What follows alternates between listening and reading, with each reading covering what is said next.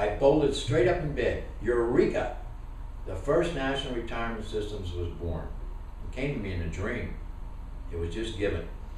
And now I had to study the Internal Revenue Code. I found a very small section related to deferred compensation for big-time athletes, mostly boxers, and corporate executives that could possibly be applied to everybody in the country.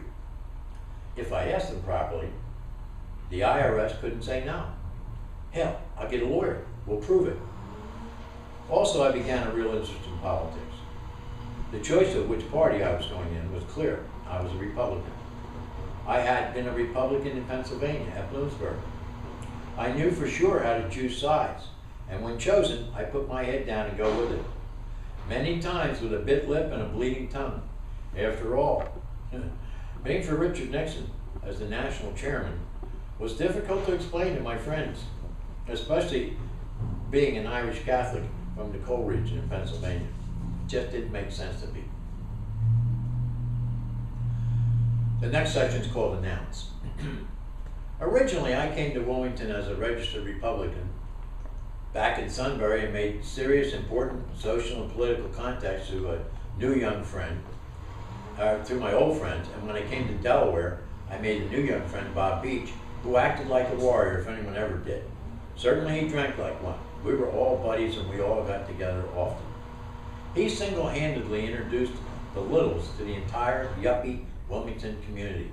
All the up-and-comers, the judges, the congressmen, the governors, the legislators, the business executives.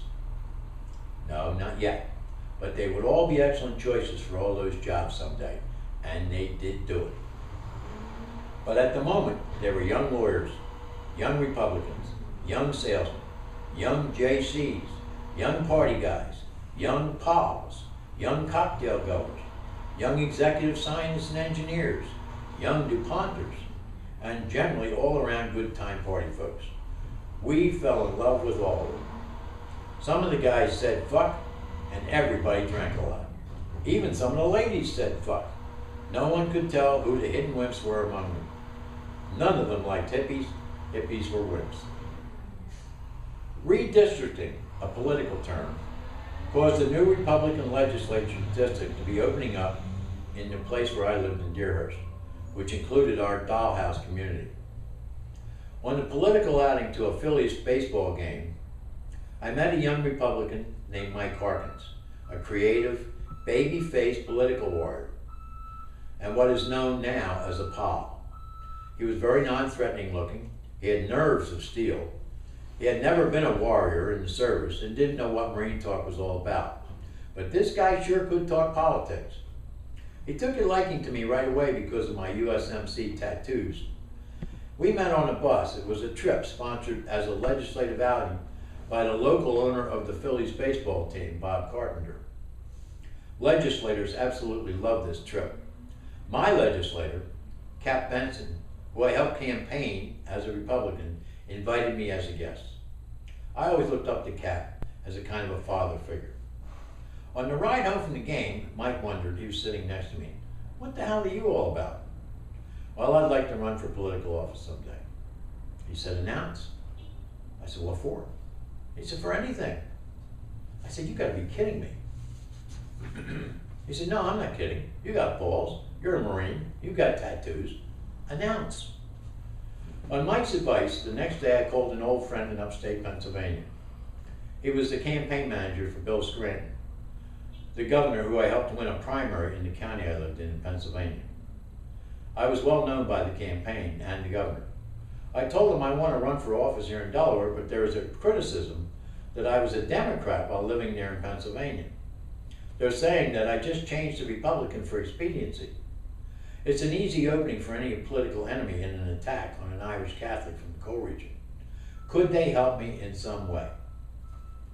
Next day, Bill Scranton himself called 3 political leaders in Delaware secretly. Hal Haskell, Russ Peterson, and the wiliest of all the state chairmen in the country, Clayton Harrison. All agreed with Mike. Announce. Everybody knows there's going to be a new district created out your way. Everybody knows for sure where it's going to be. But you got balls. Announce. Beat them to it. Something may come up. If not, you don't lose a thing, and they could draw the line so that you could have a free seat to run for. The new district was ordered to be created as a result of the Supreme Court ruling calling for reapportionment of the state legislatures. It compelled the legislature to change the district boundary lines to reflect one man, one vote, or the court will do it for him. Another young Republican also announced a few months later after I did. His name is Pierre S. DuPont IV. After that, we littles were invited out often to dinner, taken out time after time for lunch and drinks. We both knew it wasn't social. It was political fishing with dessert. The question always came up at dessert, why are you running against Pete? I always responded exactly the same way. Fuck Pete. I announced first, he's running against me. Tom, he's gonna whip your ass. Let me tell you something. If Pierre whips my ass, none of my friends are ever gonna ask, did you hear Pierre whip Tommy's ass? No way. But if I beat that fucker, look out. His family has a lot of power and influence in the state legislature, and they will decide who will draw the line, and it will suit only one of us, so I'm gonna go for it.